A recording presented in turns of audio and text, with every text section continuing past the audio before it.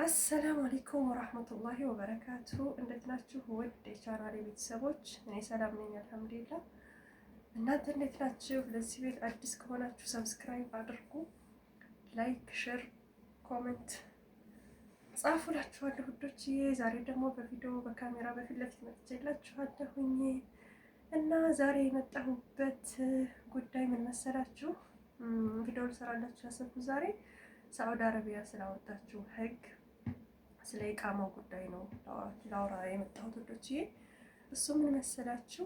አሁን ሳዑዲ አረቢያ ድሮ ከ10 ዓመት በፊት ሊሆን ይችላል፣ ከ5 ዓመት በፊት ሊሆን ይችላል፣ ወደ ሳዑዲ አረቢያ በህጋዊ በጠለብ መጥተው አሁን ከከፊሎቻቸው ጠፍተው በውጭ ለሚሰሩ ልጆች ሌላ ከፊል ፈልገው አሁን ህጋዊ ሆነው ወይም ኢቃማ አሰርተው መኖርና ህጋዊ ሆነው መስራት እንደሚችሉ የሳዑዲ መንግስት ፈቅዷል ማለት ነው። ማሰራት ለምትፈልጉ እንኳን ደስ አላችሁ እያልኩኝ፣ ግን ከማሰራታችሁ በፊት ጥንቃቄ ልታደርጉ የምታደርጉበት ነገር ልንገራችሁ። እሱ ምንድነው ውዶቼ? መጀመሪያ በቲክቶክ በተለያየ ሶሻል ሚዲያ እኛ ኢቃማ እናሰራላችኋለን፣ እኔ ኢቃማ አሰራላችኋለሁ ምናምን የሚላችሁን ሰው እያመናችሁ ብር አትስጡ። ለማታውቁ ሰው ዝም ብላችሁ ብር አትስጡ። ሲሆን እናንተ ኢቃማ ያለው ቤተሰብ ኢቃማ ያለው ዘመድ ካላችሁ በሱ በኩል ቢጨረስላችሁ ያነ ኢቃማው እንኳን ባይሰራ ወይም ባይስተካከል ብራችሁ ተመላሽ ይሆንላችኋል ማለት ነው። ግን ለማታውቁት ሰው ዝም ብላችሁ እኔ ኢቃማ አሰራለሁ ስላለ ብቻ ብራችሁን ቆጥራችሁ አትስጡ። ሁለተኛ ደግሞ የከፊል ጉዳይ ነው። የከፊል ጉዳይ የምትሰሩባቸው ሰዎች አሁን የምትሰሩባቸው ሰዎች ጥሩ ሰዎች ከሆኑ እናንተን መጥፎ ያለ አይደል ለእናንተ ጉዳት የሌለው ስራ ጥሩ ሰዎች ከሆኑ የሚመቻችሁ ከሆነ በእነሱ ስር ኢቃማችሁን ብታደርጉ፣ አሁን በምትሰሩባቸው ሰዎች ስር ብታደርጉ ስራ እንፈታል አትሉ፣ እድሳት ደረሰብን አልደረሰብን አትጨናነቁ እና በእነሱ ስር ሆናችሁ ብታሰሩ ወዶች ይሄ በጣም አሪፍና ተመራጭ ነው። እኔ የምመክራችሁ ማሰራት ከፈለጋችሁ አሁን በምትሰሩባቸው ሰዎች ስር ብትሆኑ፣ በእነሱ ስር ብትሆኑ በጣም አሪፍ ነው። ግን አረኛ ሁር ነው የምንፈልገው፣ በውጭ ነው ኢቃማ ማሰራት የምንፈልገው፣ አሁን በምንሰራባቸው ሰዎች ስር መሆን አንፈልግም የምትሉ ልጆች ግን እሰቡበት። ኢቃማውን አሰርታችሁ ነገ ጠዋት ስራ ፈታችሁ ትቀመጣላችሁ።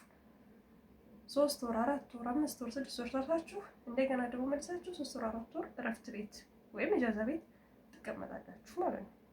በዛን ሰዓት የሰራችሁትን ብር ታወጡታላችሁ፣ ይጠፋል ማለት ነው። ከዛ ደግሞ እድሳቱ ካልችልላችኋል።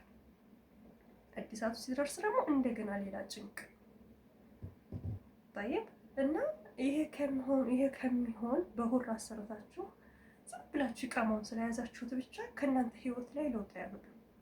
ምንም አይነት ለውጥ አያመጣም። ኢቃማ መያዝ ብቻ ለውጥ አይመጣም።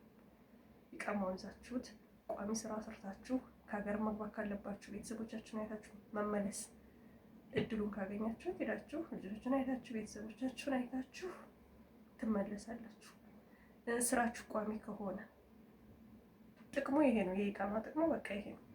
ሀገር ብትገቡ ቤተሰቦቻችሁን አይታችሁ ለመመለስ፣ እዚህ ሀገር ብትታመሙ ምን ብትሉ ህጋዊ መሆንን የመሰለ ነገር የለም። ግን ዝም ብላችሁ ህጋዊ ሆናችሁ እንደገና ከ2 ዓመት ከ3 ዓመት በኋላ እድሳቱ ሲደርስ ማሳደስ ካልቻላችሁ መልሳችሁ ህገወጥ ትሆናላችሁ ማለት ነው። እና ይሄ እንዳይሆን አሁን በምትሰሩባቸው ሰዎች ከፊል በእነሱ ስር ብትሆኑ በጣም አሪፍ ነው። ስራ አትፈቱም፣ ምን አትሉም። እድሳት ከፈለጋችሁ እነሱ ጋር 2 ዓመታችሁን ጨርሳችሁ መድገም ትችላላችሁ።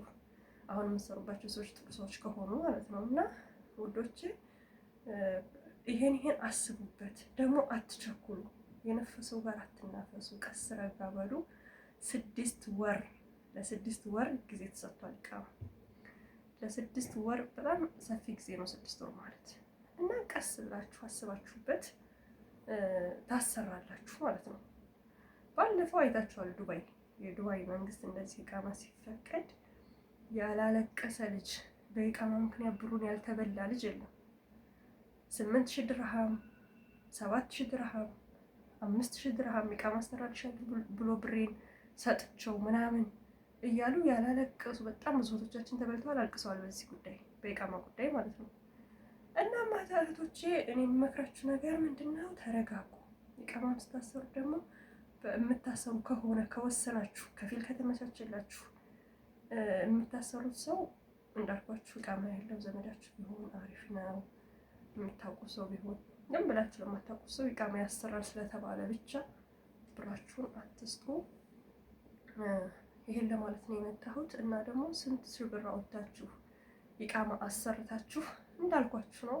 ኢጃዛ ቤት የምትቀመጡ ከሆነ የማትሰሩ ከሆነ ኢቃማ ስለያዛችሁ ብቻ ስኬታማ ሆናችሁ ማለት አይደለም። እና አሁን ባላችሁባቸው ሰዎች ስር ብታደርጉና እነሱ ጋር ብትሰሩ ተመራጭ ነው። ይሄን ለማለት ነው የመጣሁት እላችኋለሁ ውዶችዬ።